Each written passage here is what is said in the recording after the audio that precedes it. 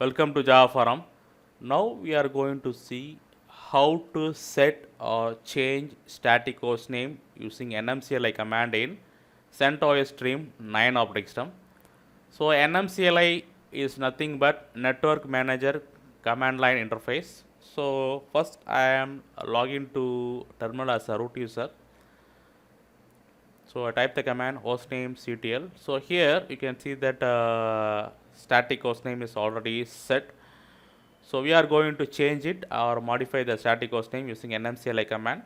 So before that, I will check the configuration file, hostname configuration file. So it's available under /etc. So you can see that static hostname is updated in hostname. So this is the command nmcli general command will display the what are the network connections available, and nmcli general hostname command will display the current hostname. So next step is I am modifying the static hostname by giving the updated fully qualified domain name. So this is the command nmcli general hostname space new updated hostname. So you can see that host name is got updated. Let me verify by giving hostname.ctl command. Yes.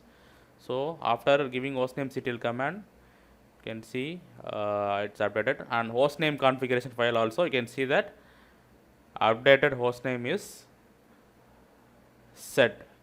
Okay. So let me restart the systemd-hostname services. Okay. And another way of verification, go to settings about. Yes, you can see that updated static host name is there.